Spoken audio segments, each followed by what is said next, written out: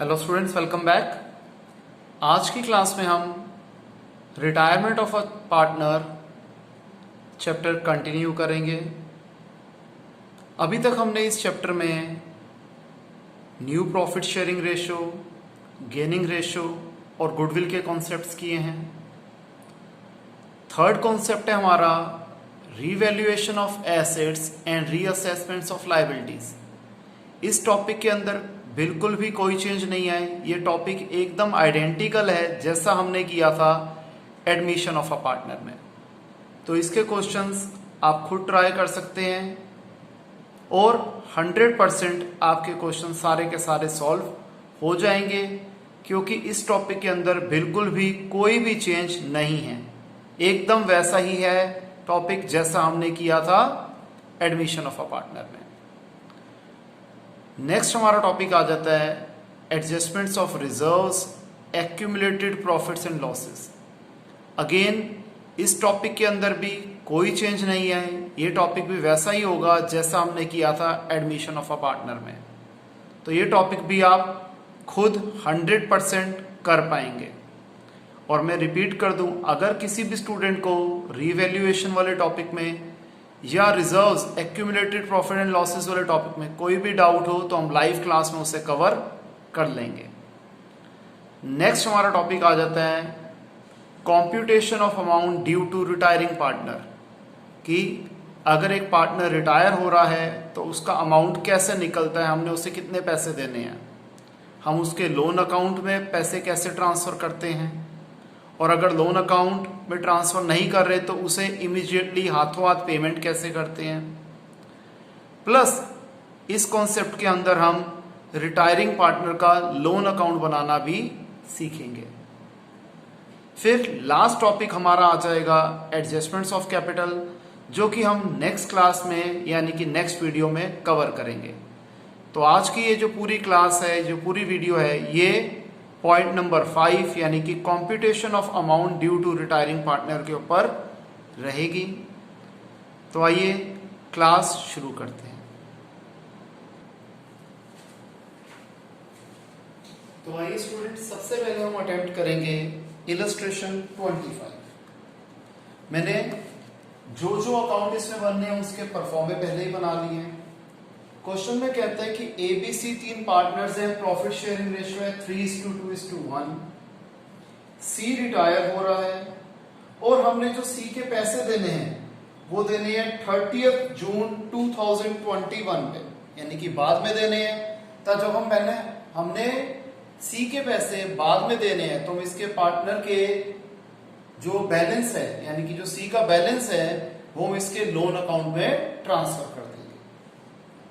फिर fifth point में हमें दिया हुआ है कि ए और बी बिजनेस को कंटिन्यू करेंगे और प्रॉफिट एंड लॉसेस को इक्वली शेयर करेंगे। तो फ्यूचर रेशियो ए और बी की होगी 1:1। तो सबसे पहला स्टेप होता है हम गेनिंग रेशियो निकालते हैं। गेनिंग रेशियो का फॉर्मूला आपको पता है, new ratio minus old ratio.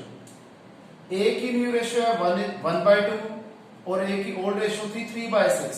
तो 1/2 माइनस 3/6, 6 एलसीएम आ गया, 6 को 2 से डिवाइड किया 3, 3 1 सा 3, माइनस 6 को 6 से डिवाइड किया 1, 1 into 3 3, 3 minus 3 0/6। यानी कि ए जो है वो ना ही गेन कर रहा है ना ही वो सेक्रीफाइस कर रहा है। अब आ जाते हैं बी पे। बी की न्यू रेशियो है 1/2 और बी की ओल्ड रेशियो थी 2/6। तो इसे सॉल्व करना आ गया 1/6, यानी कि बी इस क्वेश्चन में अकेला गेनिंग पार्टनर है। तो आइए क्वेश्चन को करते हैं। सबसे पहले हम तीनों पार्टनर्स के बैलेंसेस को कॉपी कर देते हैं, इनके कैपिटल बैलेंसेस लिख देते हैं। बाय बैलेंस ब्रॉट डाउन, तीनों का बैलेंस है 1 लाख।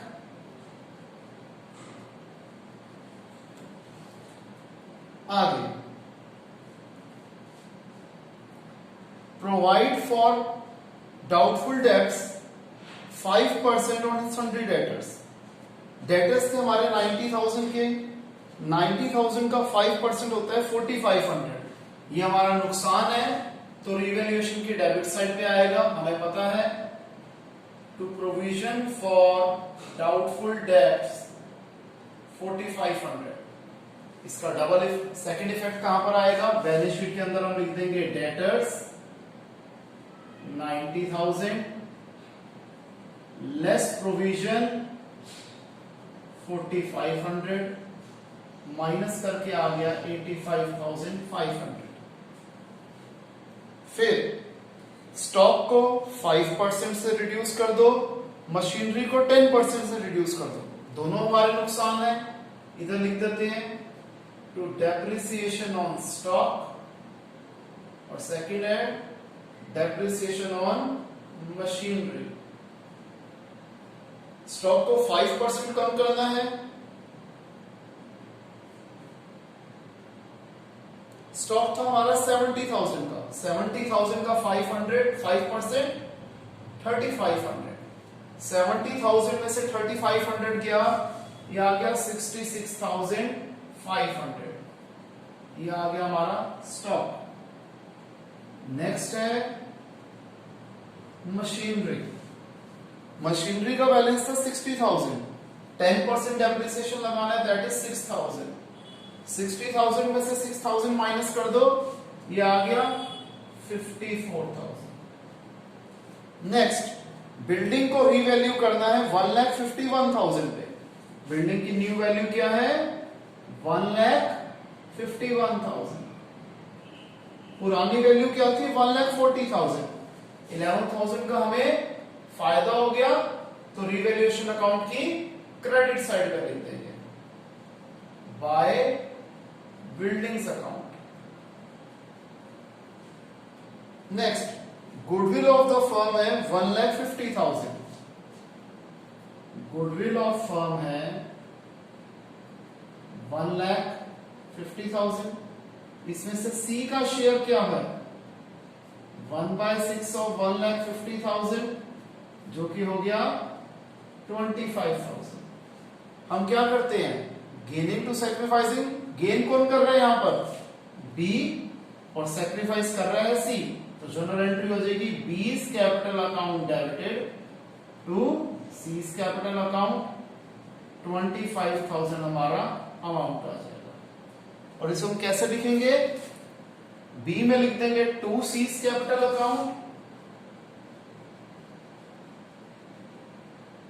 और बी में आ जाएगा 25,000 और यहां लिख देंगे बाय बीज कैपिटल अकाउंट और सी में आ जाएगा 25,000। यानी कि सी को 25,000 रुपीज मिल रहे हैं। हमें पता है कैपिटल अकाउंट का क्रेडिट बैलेंस मतलब कैपिटल इंक्रीज हो रही है और डेबिट बैलेंस मतलब कैपिटल डिक्रीज हो रही है, तो बी की कैपिटल 25,000 से डिक्रीज हो जाएगी। क्लियर है। इसके बाद लास्ट पॉइंट हम कर चुके हैं, तो आइए इसमें इतना ही था, एकदम सिंपल सा क्वेश्चन था। अब इस अकाउंट को एक एक करके क्लोज करते हैं। सबसे पहले हम रीवैल्यूएशन अकाउंट को क्लोज करते हैं, या तो उससे पहले हम एक चीज कर सकते हैं कि जो बैलेंस शीट की रिमेनिंग आइटम्स हैं, जैसे हमेशा करना चाहिए, पहले हम उन आइटम्स को डाल देते हैं वो जहां पर आनी चाहिए।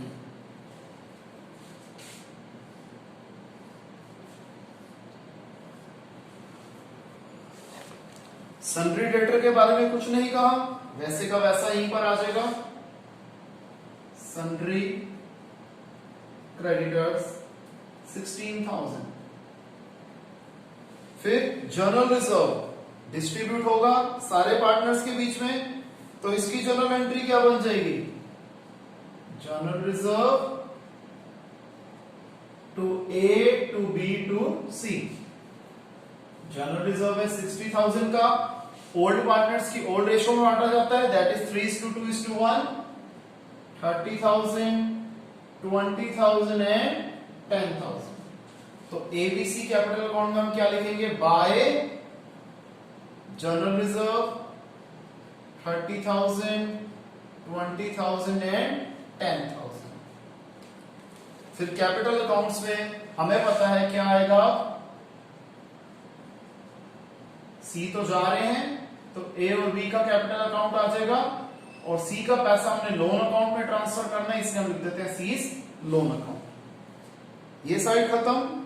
Cash in hand, cash at bank, इसके बारे में कुछ नहीं बोला गया, तो ये वैसे के वैसे ही रहेंगे। Cash in hand, cash at bank, 6,000 and 10,000। Debtors का पॉइंट हमने कवर कर लिया, स्टॉक का पॉइंट कर लिया, मशीनरी का पॉइंट कर लिया, बिल्डिंग का पॉइंट कर लिया। क्लियर है? अब आइए हम इस अकाउंट को क्लोज करते हैं। 6, 10, 13, 14,000 आ रहा है इधर। यहां पर क्रेडिट साइड पे 3,000 की बैलेंसिंग फिगर आ रही है, तो हम लिख देंगे by loss transfer to A's capital account, b's capital account और c's कैपिटल अकाउंट। 3,000 के लॉस को बांटा जाएगा 3 to 1 में, यानी कि 1,500, 1,000 और 500। ये इधर आ जाएगा टू रिवैल्यूएशन अकाउंट, 1,500, 1,000 एंड 500। आइए अब बंद करते हैं। इधर का टोटल बड़ा आ रहा है 1,30,000, 1,20,000,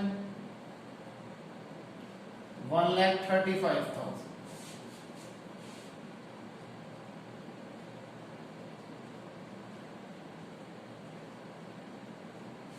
सबसे पहले सी का पैसा जाएगा इनके लोन अकाउंट में, 2C's लोन अकाउंट। इधर आ जाएगा 1,35,000 में से 500 गया, 1,34,500। और ए और बी का आ जाएगा टू बैलेंस कैरिंग डाउन, ये आ जाएगा 1,28,500, ये आ जाएगा 94,000। तो बैलेंसेस ट्रांसफर कर देते हैं। 1,28,500 और 94,000, ये आ जाएगा 500, 12, 1, 10, 12, 1, 2,22,500। और सी के लोन अकाउंट में आ जाएगा 1,34,500। वैसे हम यहां पर क्या लिखेंगे, बाय सीज कैपिटल अकाउंट 1,34,500 और टू बैलेंस कैरिंग डाउन 1,34,500। क्योंकि हम इसके कोई भी पेमेंट नहीं कर रहे, इसलिए बैलेंस वैसे का वैसा ट्रांसफर हो गया। क्लियर है? अब टोटल कर लेते हैं। 1,001, 6, 7, 13, 1, 2, 4, 7, 3,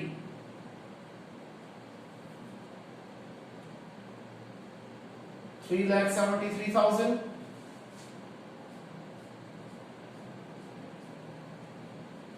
1,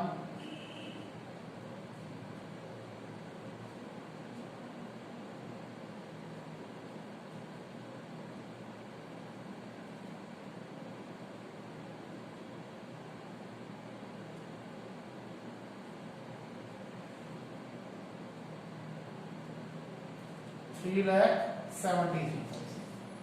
क्लियर है स्टूडेंट्स? इसे आप कॉपी कीजिए।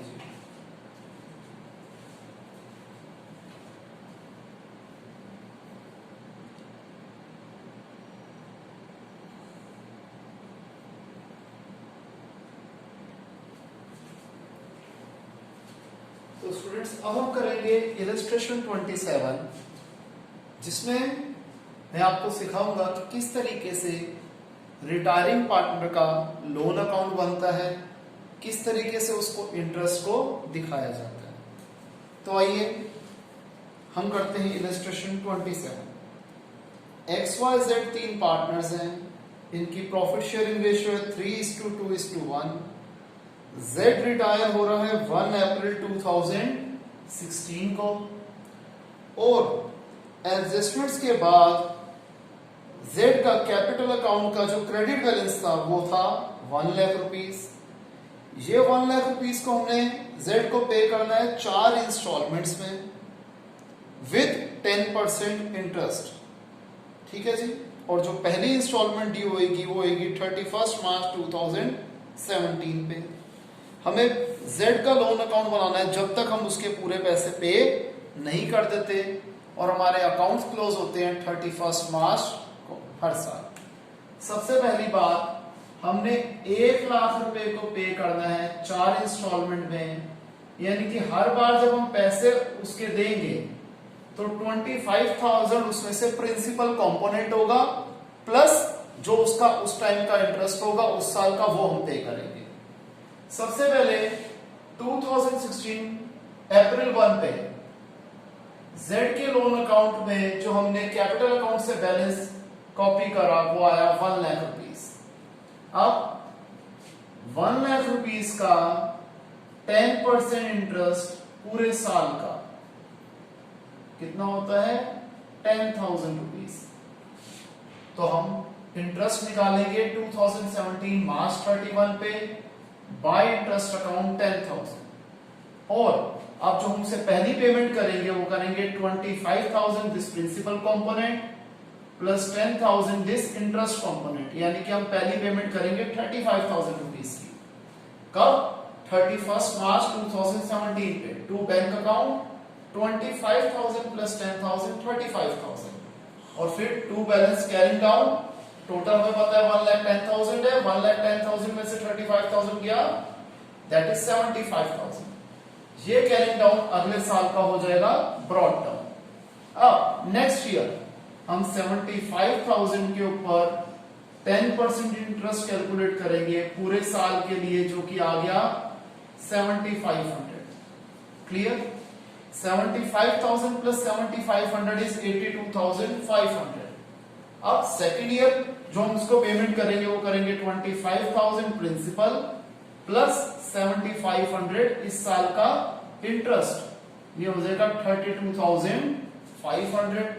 तो बैलेंस कैरिंग डाउन आ जाएगा 50,000, जो कि नेक्स्ट ईयर का बैलेंस ब्रॉड डाउन बन जाएगा। अब इस 50,000 के ऊपर हम 10% इंटरेस्ट देंगे पूरे साल का, आया 5,000। तो इस साल हम पेमेंट करेंगे 25,000 principal plus 5,000 interest, that is 30,000। First things first, 5,000 हमने इंटरेस्ट दिखा दिया, 25,000 पे असल, 5,000 पे ब्याज, 30,000 पेमेंट कर दी, 25,000 हमारा कैरिंग डाउन बैलेंस हो गया, जो कि नेक्स्ट ईयर का ब्रॉड डाउन बैलेंस हो गया। अब इस 25,000 के ऊपर हम 10% इंटरेस्ट पे करेंगे पूरे साल का, जो कि हो गया 2,500। 27,500 आ गया, 25,000 असल, 2,500 पे ब्याज, 27,500 हमने पूरी की पूरी पेमेंट इनकी कर दी, तो ये अकाउंट यहीं पे हमारा क्लोज हो जाएगा। इस तरीके से बनाया जाता है रिटायरिंग पार्टनर का लोन अकाउंट, जिसमें हमें इंटरेस्ट पे करना होता है। किस तरीके से हम देखते हैं कि क्या प्रिंसिपल अमाउंट है, कितनी इंस्टॉलमेंट्स में उसे पे करना है, डिवाइड कर देंगे तो इंस्टॉलमेंट की वैल्यू आ जाएगी, और हर साल हम इंस्टॉलमेंट के साथ क्या करेंगे, प्रिंसिपल कंपोनेंट के साथ उस पर्टिकुलर ईयर का इंटरेस्ट ऐड कर देंगे, तो ये हर साल की उसकी पेमेंट हो जाएगी। Clear students? इसे कॉपी कीजिए। फिर अब मैं आपको एक कॉम्प्रिहेंसिव क्वेश्चन कराने लगा हूं, जिसके अंदर ये रिटायरिंग पार्टनर का सारा कॉन्सेप्ट हमारा रिवाइज हो जाएगा। तो सबसे पहले इसे कॉपी कीजिए।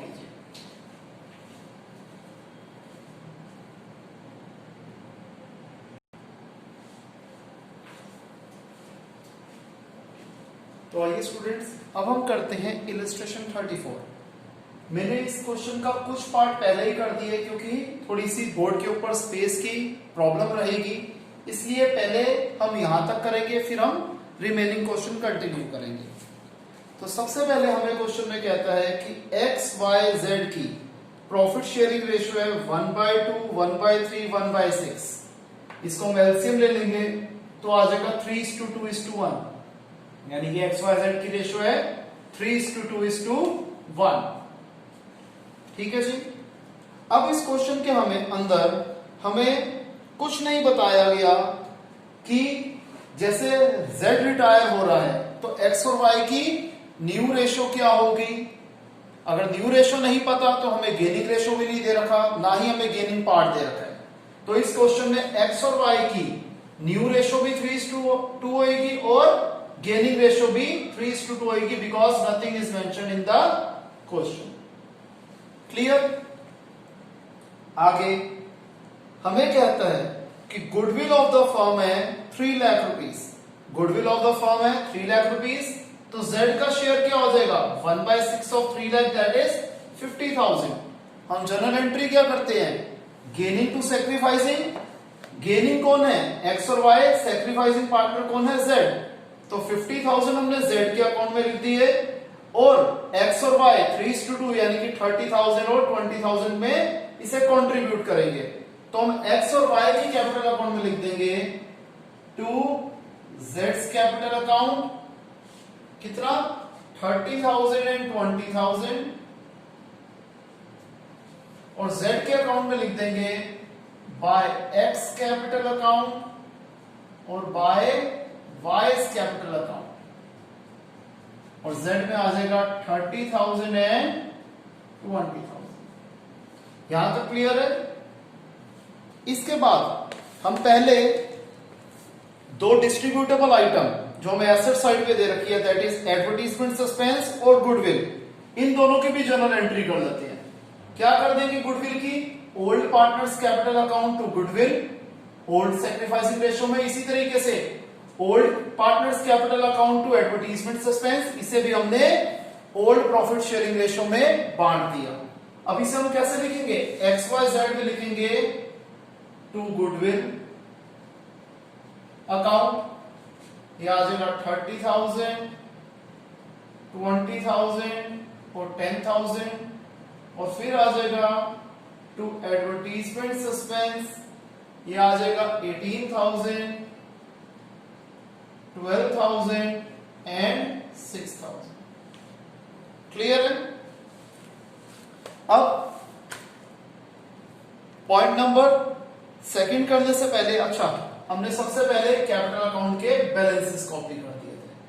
ये दो एंट्री अभी हमने यहां से बनाई है, ये हमने गुडविल की एंट्री कर दी, ये गुडविल की हमने इफेक्ट दिखा दिया, और ये गुडविल और एडवर्टीजमेंट सस्पेंस को हमने बैलेंस शीट से यहां पे ट्रांसफर कर दिया था। फिर कहते हैं पेटेंट्स को 20% से रिड्यूस कर दो।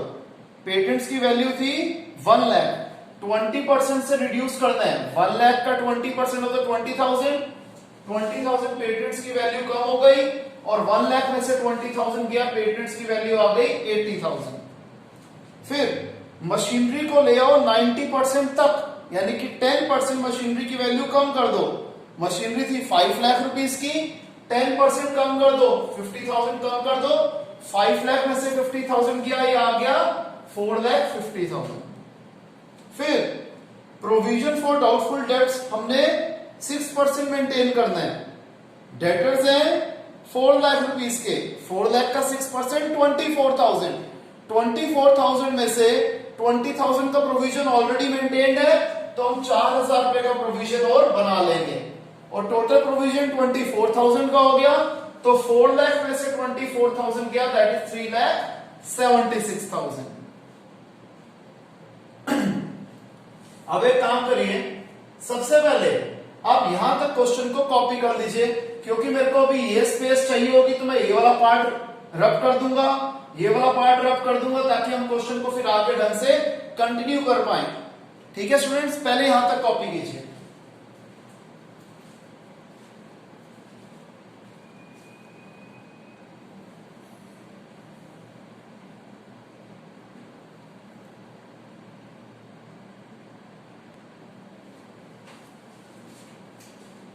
आइए आगे कंटिन्यू करते हैं।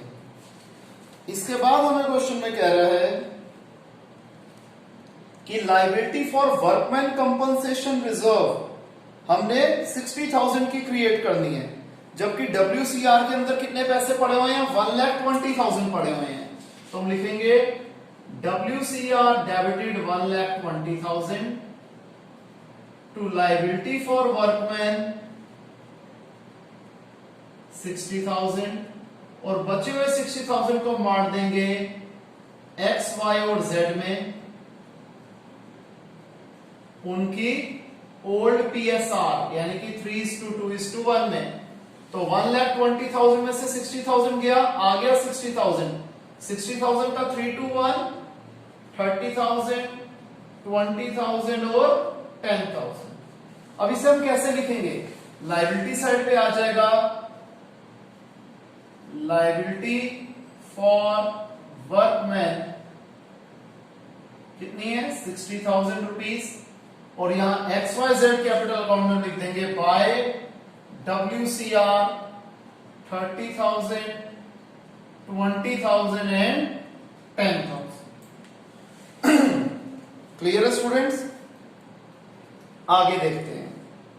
फिर कहते हैं Z ने इन्वेस्टमेंट्स ले ली, खरीद ली उनकी मार्केट वैल्यू पे।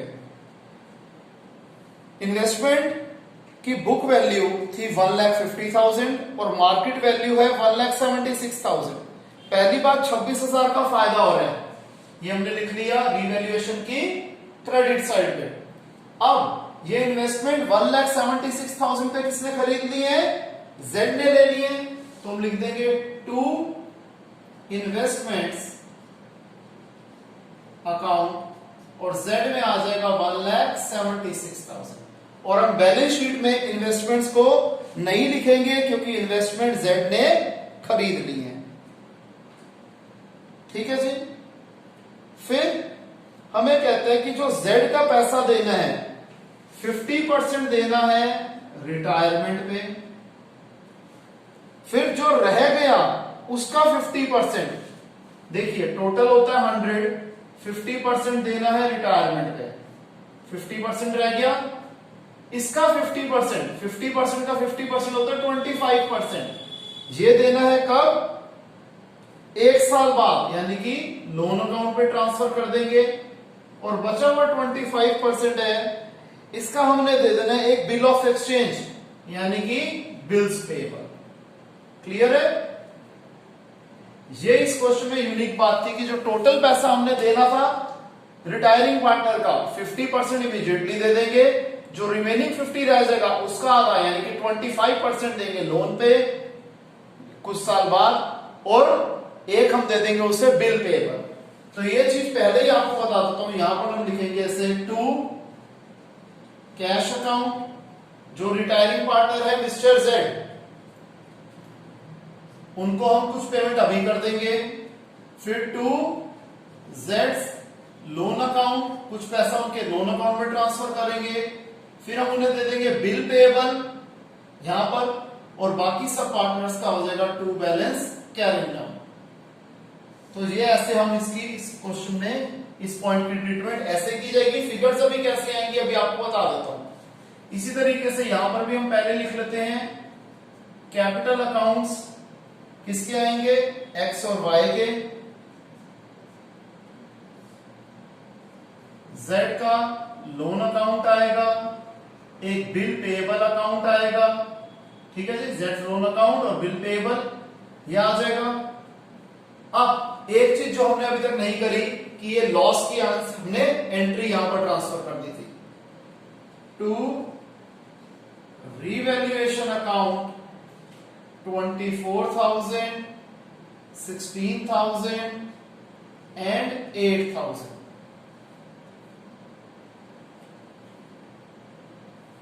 क्लियर है? अब हमने पॉइंट सारे कवर कर लिए। अब बैलेंस शीट की जो आइटम्स हमने बिल्कुल भी टच नहीं करी वो वैसी की वैसी आ जाएंगी, जैसे कि ट्रेड क्रेडिटर्स आ जाएगा सबसे पहले, जो कि है 2,10,000। WCR हमने कर लिया। EPF एम्प्लॉइज प्रोविडेंट फंड के बारे में कुछ नहीं बोला, ये वैसे का वैसा 60,000।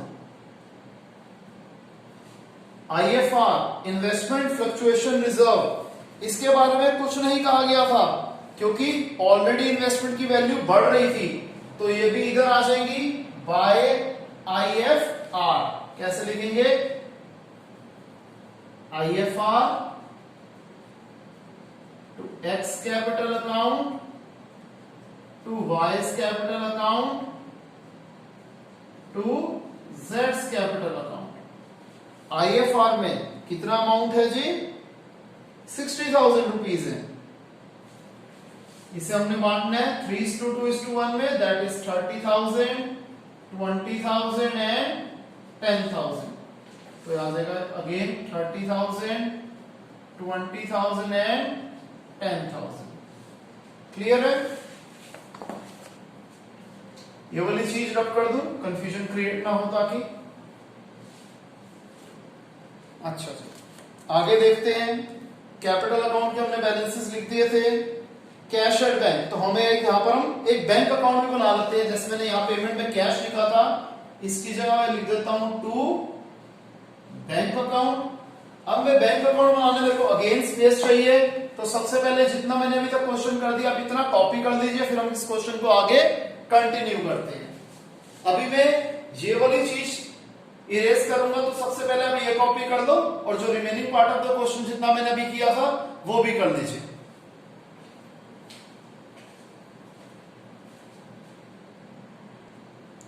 वहां तक आपने कर दिया स्टूडेंट। अब हम कर लेते हैं बैंक अकाउंट बना लेते हैं। बैंक अकाउंट का हमें बैलेंस जो दिया हुआ है वो दिया हुआ है 57,500। तो मैं लिख देता हूं टू बैलेंस ब्रॉट डाउन 57,500, और एक यहां बैंक बैलेंस की मैं स्पेस खाली छोड़ देता हूं कि जो बैंक बैलेंस का अमाउंट होगा वो इधर आ जाएगा। और डेटर्स का पॉइंट हमने कर लिया। स्टॉक 3,76,500, इसके बारे में कुछ नहीं बोला, तो ये वैसे का वैसा रहेगा। फिर इन्वेस्टमेंट का पॉइंट हो गया था पेटेंट्स, पेटेंट्स का पॉइंट भी हमने कर लिया था। फिर मशीनरी का पॉइंट हमने कर लिया। एडवर्टीजमेंट सस्पेंस और गुडविल हमने ऑलरेडी डिस्ट्रीब्यूट कर लिया। तो आइए, जैसे हमने ये अकाउंट क्लोज कर दिया था, अब हम पार्टनर्स कैपिटल अकाउंट को क्लोज करते हैं। सबसे पहले एक्स पे आ जाते हैं। हमें दिख रहा है क्रेडिट साइड का ही तीनों साइड का टोटल पड़ा है, तो 680, 7,40,000, 320, 3,60,000, 210, 260, 2,80,000, 740, 360, 280। सबसे पहले एक्स के अकाउंट को बंद कर देते हैं। 30, 60, 80, 90, 1,02,000,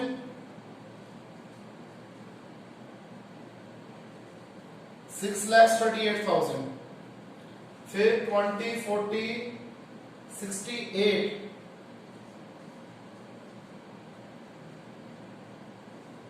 2,09,000,